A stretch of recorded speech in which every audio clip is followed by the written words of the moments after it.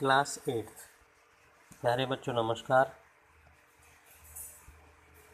आप सभी को विदित है कोविड-19 महामारी की वजह से विद्यालय ओपन नहीं हो पा रहे हैं, जिसके कारण हमें ऑनलाइन पढ़ाई करनी पड़ रही है। तो हम अपनी पढ़ाई पर ध्यान देंगे। हम जल्दी से जल्दी सिलेबस खरीदेंगे। खरीदने के बाद मैं अब से पहले भी आपको 3 चैप्टर तक का वर्क दे चुका हूँ, लेकिन अब हमें पहले चैप्टर पढ़ना है। उसके बाद इस वीडियो के माध्यम बाद मैं आपको वर्कशीट भेजूँगा, जिसे आप अपनी नोटबुक में कंप्लीट करेंगे और अपनी परीक्षाओं की तैयारी करेंगे। तो आज का पहला चैप्टर है chapter number 1, crop production and management, यानी कि फसल का उत्पादन और प्रबंधन। तो पहला हेडिंग है इसमें, food is one of the basic necessities of life for all living organism, यानी कि भोजन सभी जंतुओं का, सभी सजीवों का एक आवश्यक अवयव है।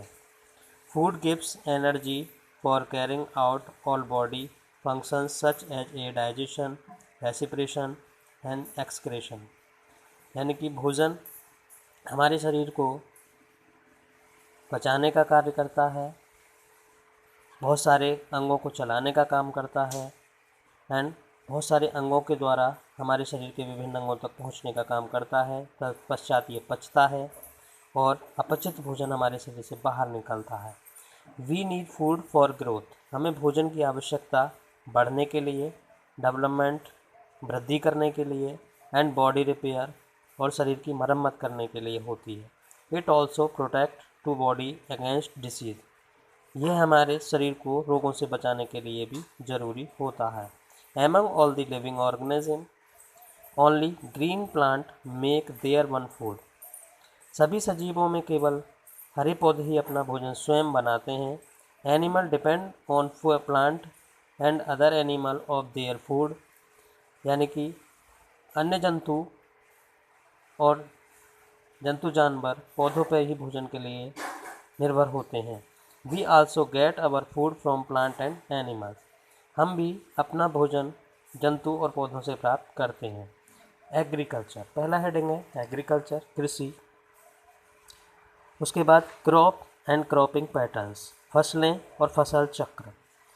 तो हम अच्छे से एग्रीकल्चर के बारे में पढ़ेंगे। Agriculture is the applied science that deal with the mass production of crop plant and animal useful for human beings, यानी कि कृषि वह पद्धति है जो कि मानव के लिए बहुत ज़रूरी होती है।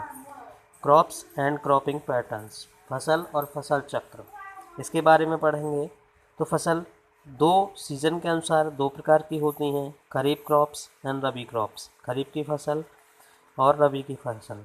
दी crop that are the sown in the rainy season, ऐसी फसल जो वर्षा की ऋतु में बोई जाती है उसे हम खरीफ क्रॉप कहते हैं, जैसे कि rice, soybean, maize and groundnut, cotton etc.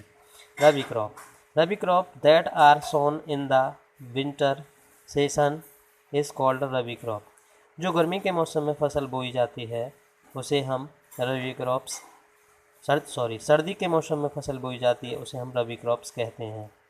जैसे कि इसका बोने का टाइम होता है अक्टूबर नवंबर एंड इसे काटने का टाइम होता है मार्च और अप्रैल।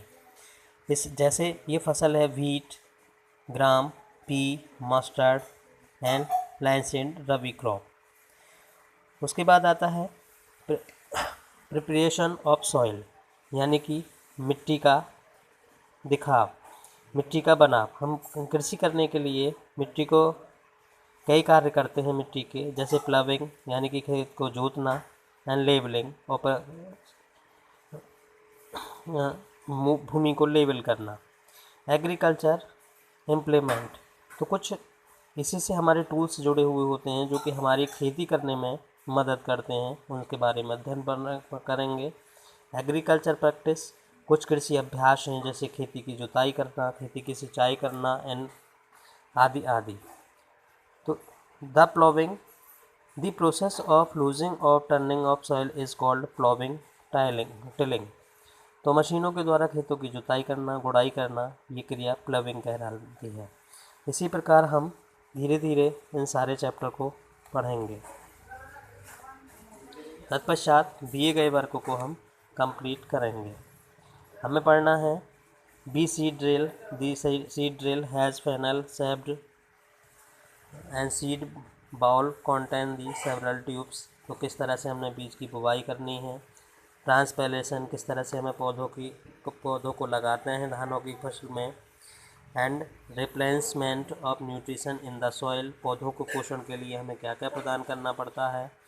Natural matter of restore soil fertility, हमें पौधों के भोजन की आवश्यकता के लिए ध्यान देना होता है। ये फॉलोइंग रीजन दिए गए हैं। क्रॉप रोटेशन, हमें फसलों का चक्र भी बनाना पड़ता है। कुछ फसलें हम मिक्स्ड क्रॉपिंग के रूप में भी बोते हैं, सामूहिक रूप में फसलें बोते हैं। मैन्योर और फर्टिलाइज़र, हमें इसके आवश्यक तत्वों के बारे में भी जानना होता है।